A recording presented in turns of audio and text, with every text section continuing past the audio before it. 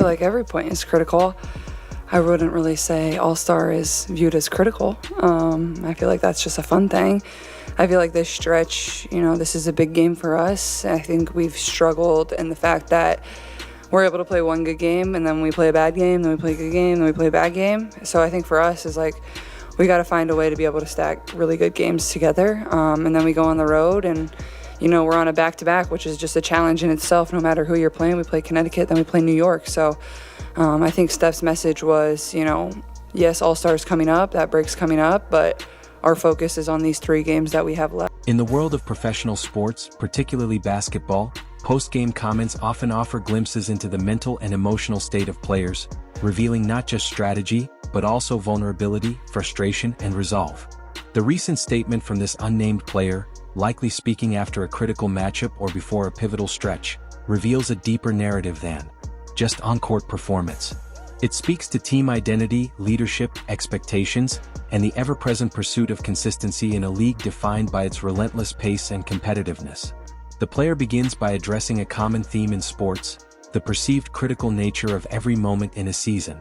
To be honest, I learned so much out in Phoenix. I was really blessed to have some really great teammates. You get to learn from the GOAT, Diana Taurasi. You've had a lot of people going in and out of that program. They've won championships. And so there's just a lot to learn. And I think that when this opportunity came about, when I first heard about it, I was so excited. Like I just knew that it was my time to get outside my comfort zone. Sophie Cunningham is reflecting on her time with the Phoenix Mercury, expressing both gratitude and growth. She begins by saying she learned so much out in Phoenix, highlighting how valuable the experience was for her development as a professional basketball player. She emphasizes how fortunate she feels to have had great teammates, which played a major role in shaping her journey. A key part of her growth came from playing alongside one of the game's all-time greats, Diana Taurasi. Sophie calls her the GOAT, greatest of all time, which speaks to Taurasi's legendary status in the WNBA. Learning from someone with that level of skill, leadership, and experience is something Sophie clearly doesn't take for granted. She acknowledges that being in that kind of environment with championship pedigree and veteran leadership helped her absorb what it means to compete and succeed at the highest level. She also points out that Phoenix is a program with a history of excellence. With many talented players coming through and the organization having won championships, it created a culture of high expectations and constant learning. Sophie seems to have thrived in that setting, growing her game and mindset. At the end of the day, I want to be a good leader. I want to be a great teammate. I want to bring the culture piece and make sure our egos are put aside and that we're all in here to win. And I think that's going to be pretty easy with the group that we have. We're going to be a phenomenal group. I'm excited for all the other pieces that came in this offseason with me. And so when I really see what I can do here, I'm confident in that, but I really am just excited for the big picture of what everyone brings to this team. You've played a few games against Caitlin. What do you anticipate it's going to be like playing with her, getting passes from her, how she can free you up? Yeah, to be honest, I played in motion offense my whole life outside of kind of Phoenix. It was more one-on-one and let people do their thing. And if you're open, you're open. Where I like to move. I like to run. I like to dribble and kick. You know what I mean? And so the first thing they say at the end of the day, I want to be a good leader. I want to be a great teammate. This sets the tone. The speaker isn't focused on personal stats or recognition. They're focused on being someone their teammates can trust and rely on. Leadership here isn't about being the loudest voice in the room, but about setting the right tone, holding people accountable, and creating a winning culture. They continue with, I want to bring the culture piece and make sure our egos are put aside. This is especially important in professional sports where talent alone doesn't guarantee success. The speaker is saying they want to be a unifier, someone who promotes team-first thinking. It's about building a locker room where players support each other, put winning above individual goals, and buy into a shared mission. They also add that doing this will be pretty easy with the group that we have. That shows confidence in the character and chemistry of the roster.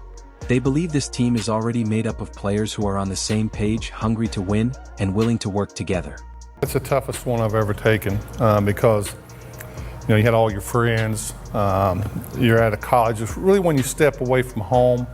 I felt in Indiana State, they accepted me, brought me in. It was tough, and it's still tough, but still tough today. Yes. Yeah. Larry Bird is reflecting on how difficult it was to leave home and adjust to a new environment. Probably talking about his move from a small town in Indiana to college life or professional basketball. He starts by saying that back home he had a close group of friends and familiarity. It was a comfort zone. He's acknowledging that college was a major life change, especially for someone coming from small or tight-knit community. Being away from home for the first time is emotionally challenging, and it forces a young person to grow up fast here. He's likely referring to the people in the state, probably Indiana or Massachusetts, who welcomed him. Whether it was the Indiana State community when he played college ball or Boston when he joined the Celtics, he's saying that even though it was hard, the people embraced and supported him, which helped him get through the transition. Things like that, and I've always been a fan of hers and always been supportive, and I watch as much as I can just because I love basketball and I love people that compete and make their team better, and that's what she's always been able to do. So, but I just admire the way she plays. I admire the confidence she has in herself. Every single night she steps up to the challenge. She doesn't shy away from anything, and as a competitor, that's what you really love. So Caitlin Clark is expressing genuine admiration and respect for another player. She starts by saying, "Kate, I've always been a fan of hers and always been supportive." This means she's followed and respected this player for a long time, even before they may have competed against each other or shared a league. There's no rivalry or ego here, just appreciation. I watch as much as I can just because I love basketball and I love people that compete and make their team better. This line highlights Caitlin's passion for the game. She watches a lot of basketball not just as a player but as a fan. She especially loves watching players who are true competitors, those who work hard, elevate their teammates, and play the game the right way. She's saying that this player embodies all of that. That's what she's always been able to do. She's pointing out that the player she's talking about has consistently shown leadership and unselfishness, always making her team better, something Caitlin values highly. Yeah, I've always respected my opponents and him greatly because of the fact that he was so good. Everybody always said there's a hate element to it, and there never was a hate. It's just that I had so much respect It's competition, at its finest point, isn't it? Yeah, and you never let your guard down. And he was so good. And I was trying to, I used to have this thing in my head in the summer. I go shoot 700 jump shots that day, and I get ready to leave, and I go, God, I know he's shooting 800. And it dropped me back out there. So it was mind games, too. But I always respected him and his teammates, and we had great teams. And it's just unfortunate that we got cheated in a lot of them games in the playoffs.